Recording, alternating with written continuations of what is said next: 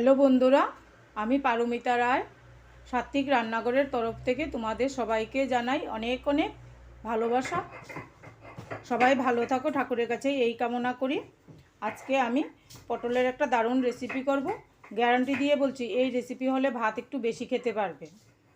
দেখো, আমি পটলগুলি কেটে ধুয়ে পরিষ্কার করে নিয়েছি, এইভাবে সাইড দিয়ে কেটে দিয়েছি যাতে মশলাটা ভালোভাবে ঢোকে। এখন আমি রান্না শুরু করব। তার জন্য কড়াই বসিয়ে দিলাম, সঙ্গে আদা টমেটো পেস্ট করে নেব, আর বাদাম আর সাদা তিল পেস্ট করে নেব। বাদাম আমি ভেজে রেখেছি, তিলও ভেজে রেখেছি। বর্ষার দিনে তোমাদেরকে একটা টিপস দিয়ে দিই, বর্ষার দিনে যদি তিল বাদাম চারমগজ এইসব ভাজা করে শুকনা কড়ার মধ্যে ভাজা করে রাখা যায় তাহলে আর পোকা হয় না। মুগ ডাল বুটের ডাল সব কিছুই বর্ষার দিনে তো তাড়াতাড়ি পোকা হয়ে যায়, তাই শুকনা কড়ার মধ্যে ভেজে রাখলে আর পোকা হবে না। দেখো, বাদাম আর সাদা তিল নিয়ে নিয়েছি। কড়াই গরম হয়ে গেছে, তেল দিয়ে দিচ্ছি। এখন পটলগুলি ভেজে নেব।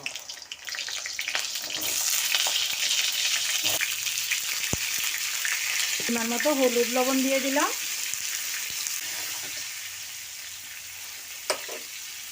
চুলার আঁচটা কমিয়ে ঢাকনা দিয়ে পটল ভেজে নেব। বন্ধুরা, একটু ঢাকনাটা খুলে নাড়াচাড়া করে দিচ্ছি।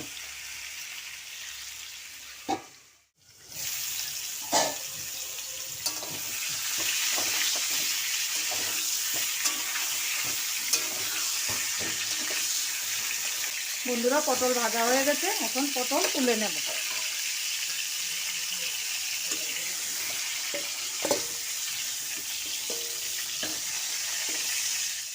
লং,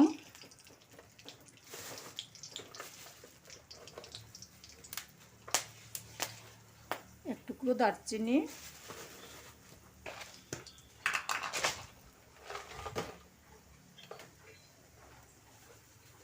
চার পাঁচটা এলাচ,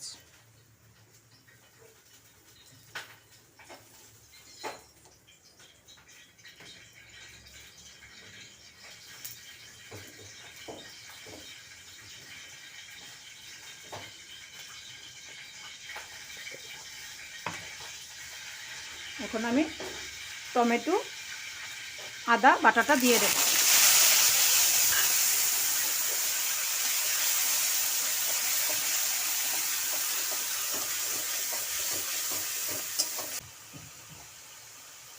লঙ্কার গুঁড়ো,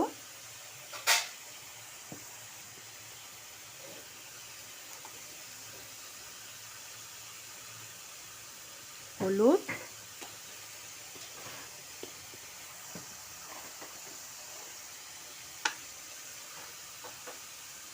ধনিয়া,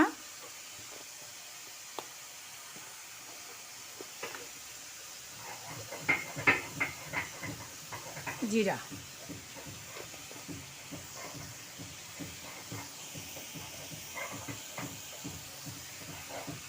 লবণ। পটল ভাজার সময় লবণ দিয়েছি, আন্দাজ মতো লবণ দিয়ে দিলাম। দিয়ে মশলাটা ভালোভাবে কষিয়ে নেব।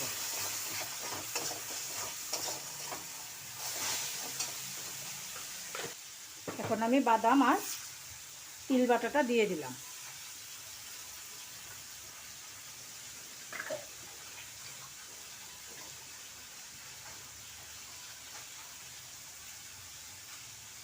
ঝাঁটটা ধুয়ে জল দিয়ে দিলাম।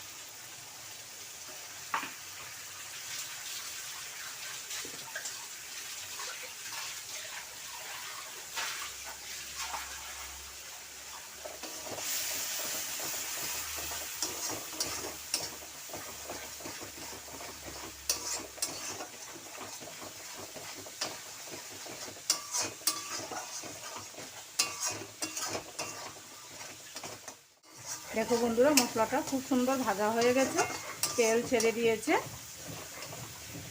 এখন আমি পটল দিয়ে দেব।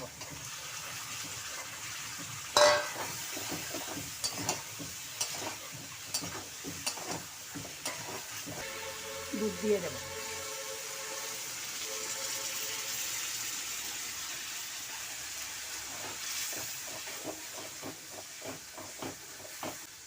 ঢাকনা দিয়ে দিলাম।